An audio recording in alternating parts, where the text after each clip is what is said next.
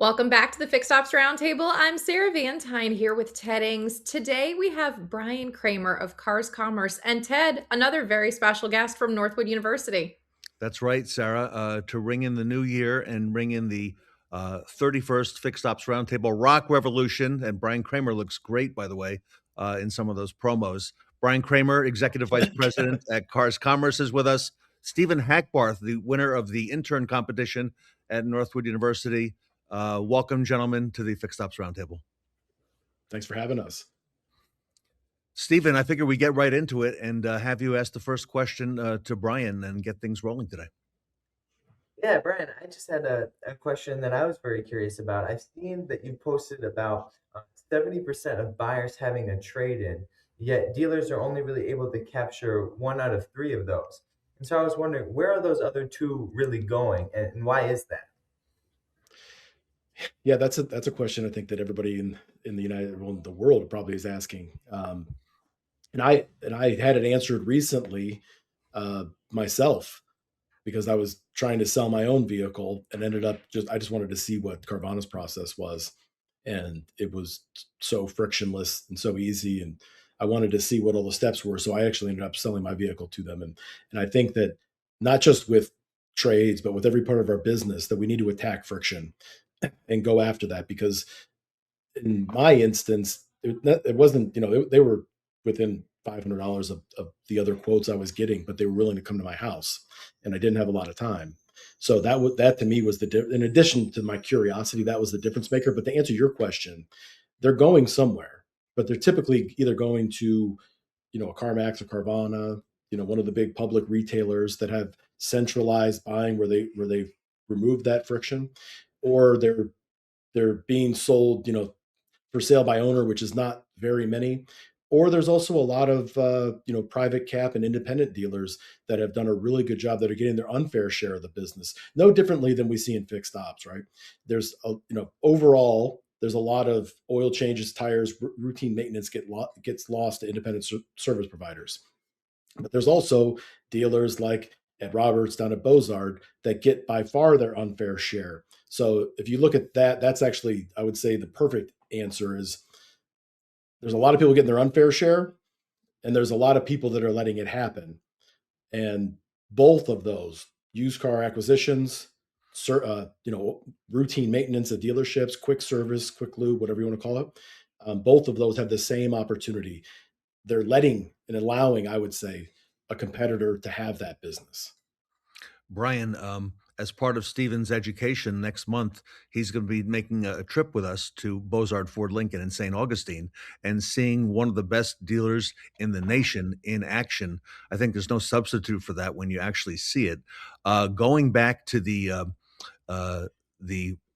vehicles that we're talking about on trade acquisition, really feathering your cap, you really helped identify that and put the bullseye on that. That's something that dealers need to capitalize on. What do you see this year in 2026? Because now that seems to become more and more recognized. That service drive is the place to capitalize. So there's a lot of change management, I think, that has to occur now that we've, the problem's been identified. Now, the question I get from dealers, I've gotten 3 calls today about it. What do I do about it? How do I fix it? And really, that's where the tough change management occurs, because identifying the problem is easy. We were looking at the wrong metrics. We were looking at legacy metrics, which is easy to do because you get attached to something and then it just introduces that's the way.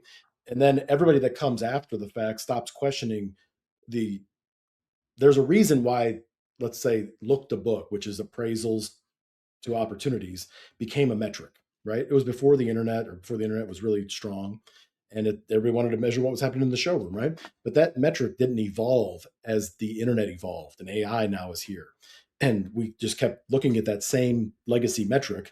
And the problem is that we give ourselves an artificial feeling of it's okay, and we don't need to change. And let me justify why things are okay here, and we don't need to worry about that right now, or we don't need to worry about that competitor.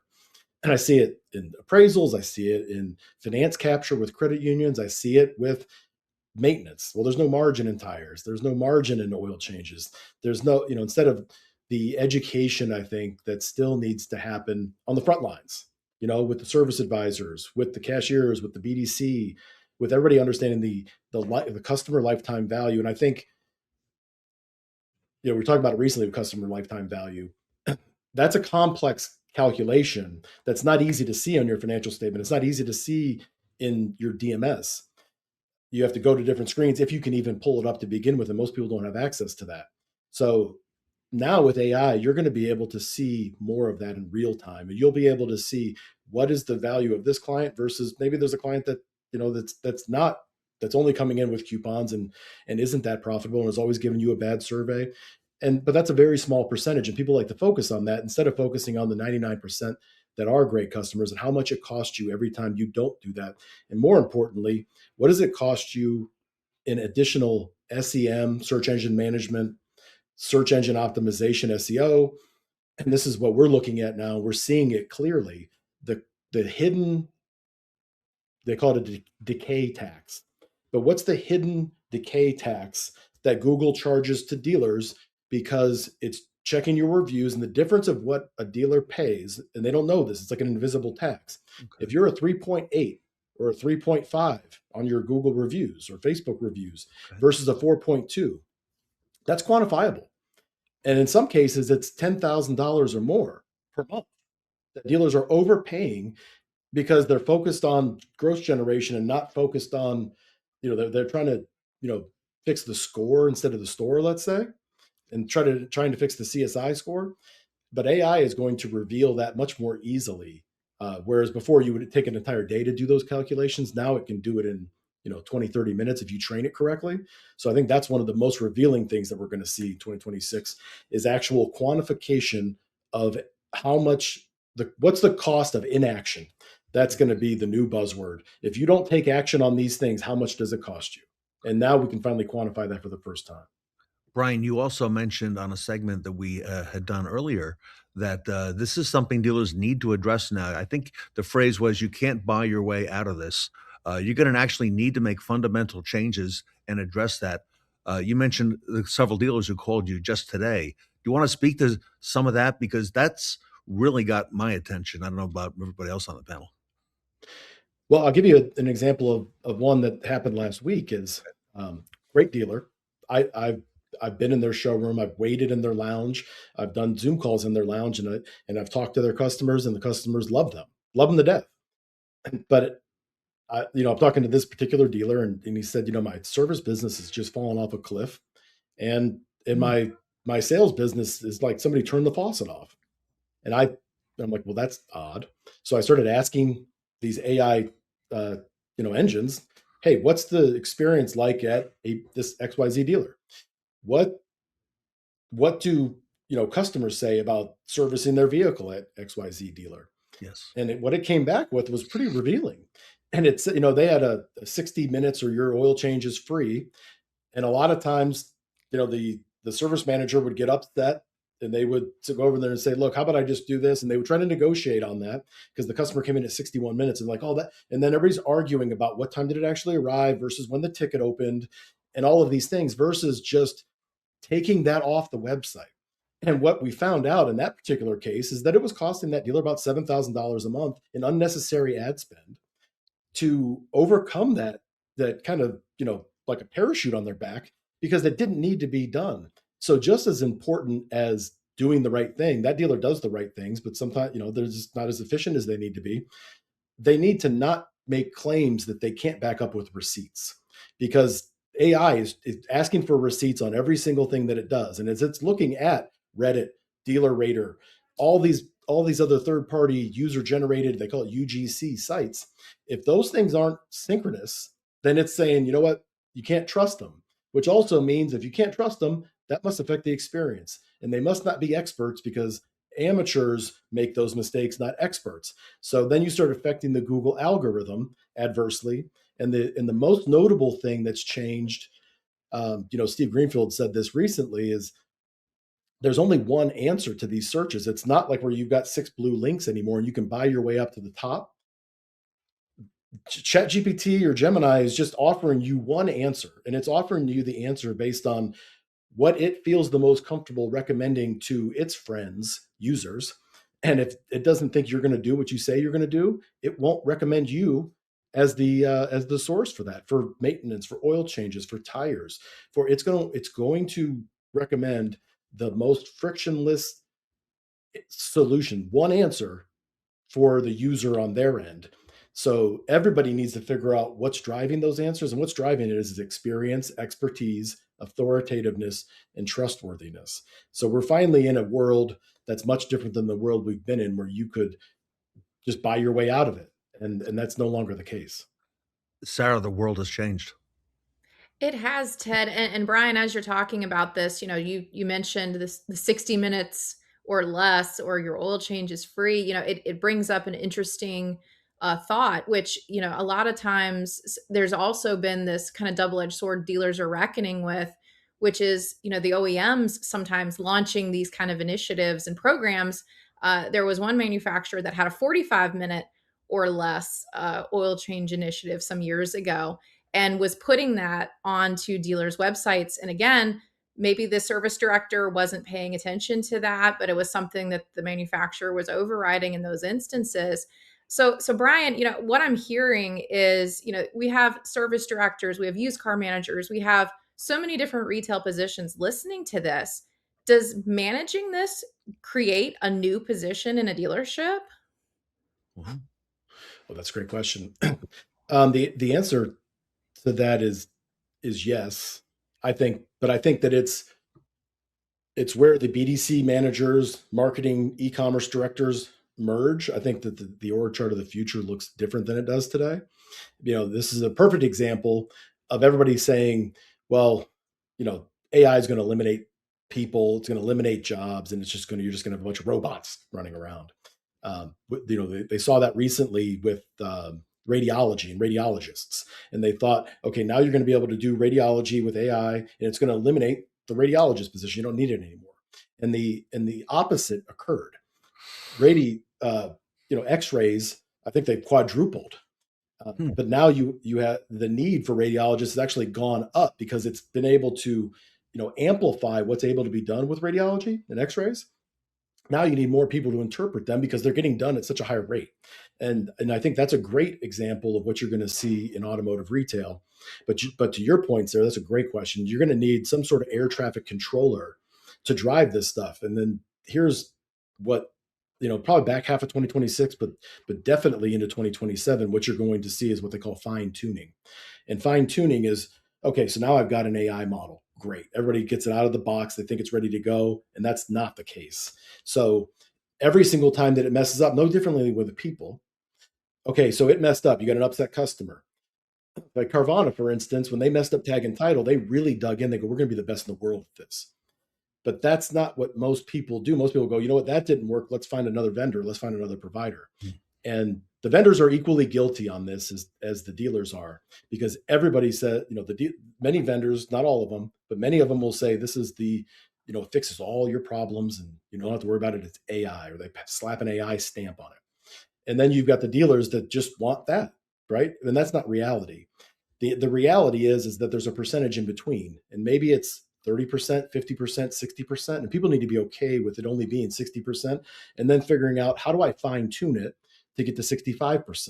And there's going to be a person that's looking at it, that's establishing the branding for the dealership, because Fletcher Jones Mercedes is going to have a different AI personality and characteristic than a big volume Toyota store in Miami.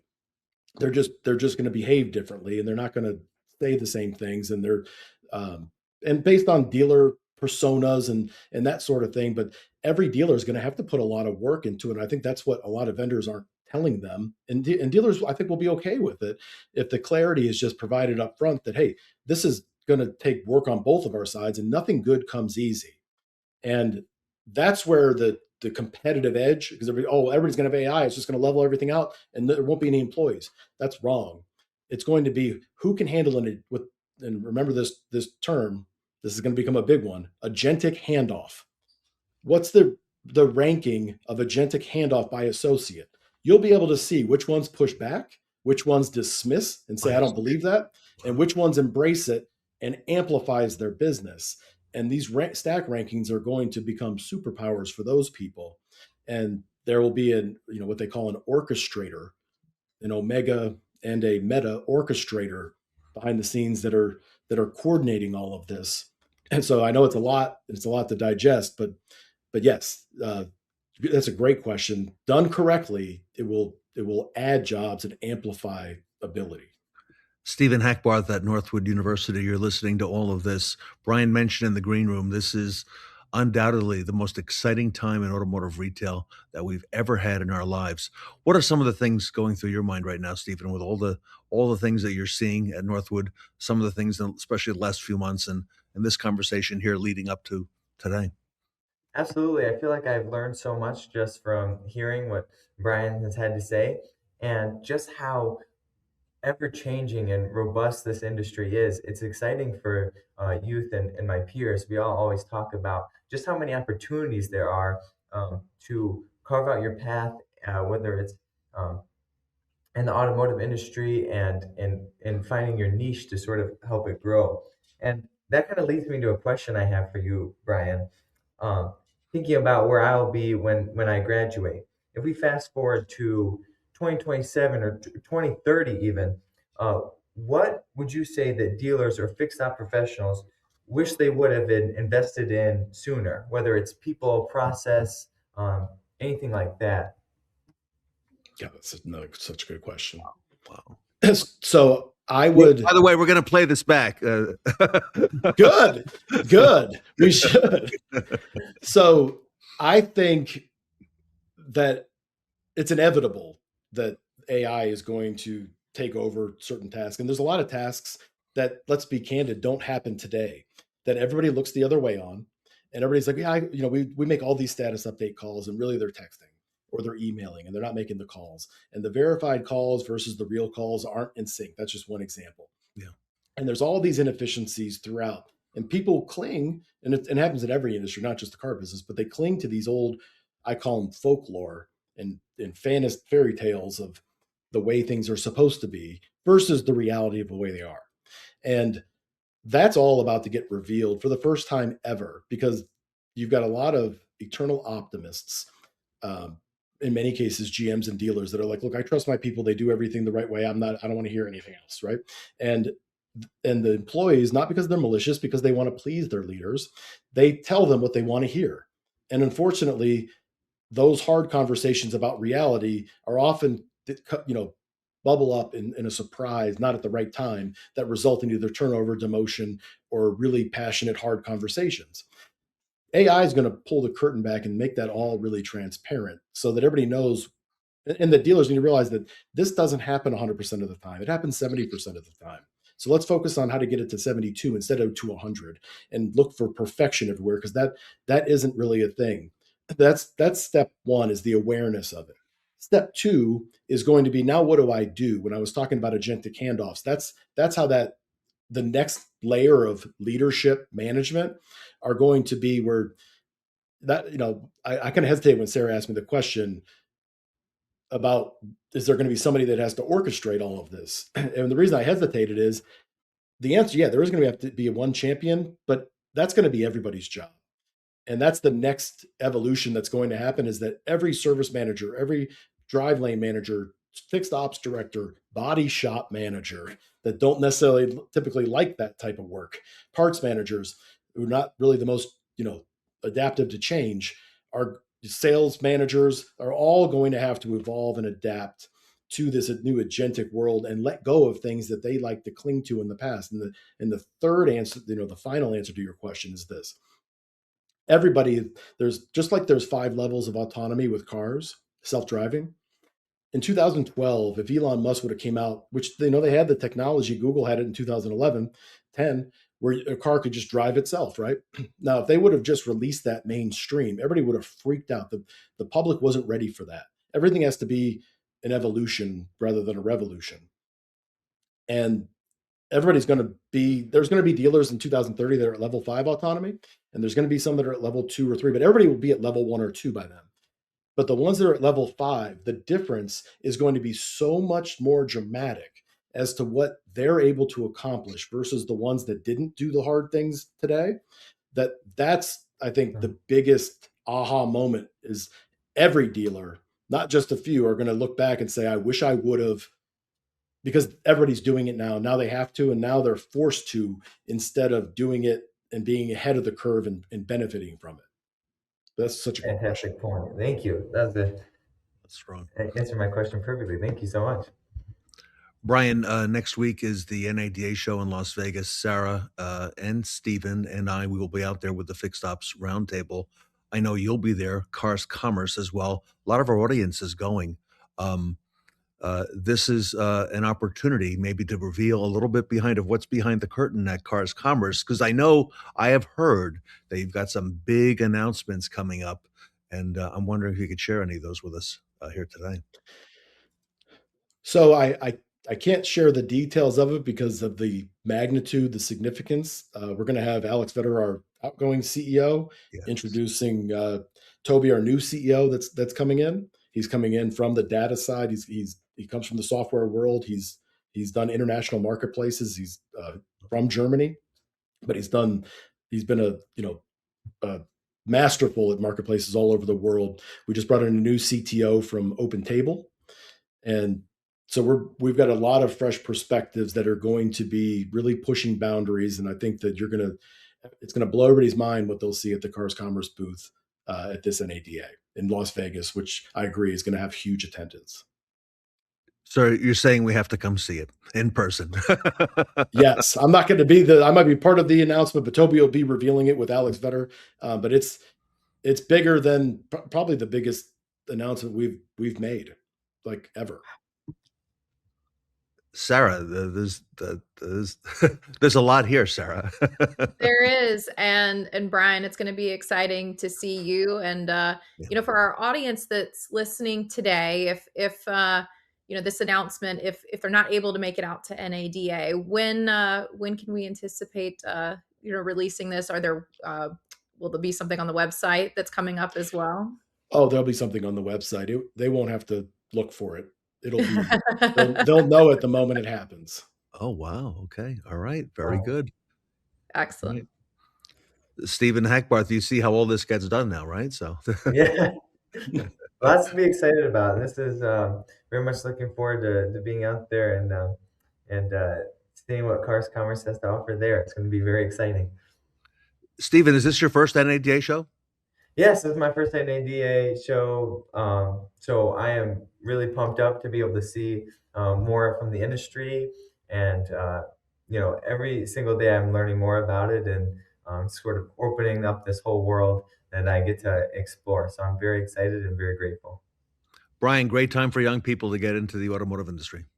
No, future's so bright. There's never been a better time to be in the car business. There's so much explosive growth happening, and I think that if there's one thing, just having these conversations, that it keeps reminding me, is that whatever you were doing a year ago, because of this technology change and the amount of disruption, just like what happened to the internet in the early 2000s, what you were doing has nothing to do with what you'll be doing a year from now. If you want to disrupt your business in ways never before, you want to seriously grow, there's a huge transformation in a wealth exchange with dealers that's about to occur for anybody who wants to go and grab it and wants to be aggressive and go after it in a big way. You're not limited in terms of supply and all of these other things. You're only limited by what you can imagine and how well you can execute AI. All right. We'll have to leave it there. Brian Kramer, everybody. Cars Commerce. Sarah does not disappoint, and great to have Brian on the roundtable with us. Thanks for having me. It's always a blast with you guys. All right. Brian Kramer, everybody, from Cars Commerce, here with us today at the Fixed Ops Roundtable.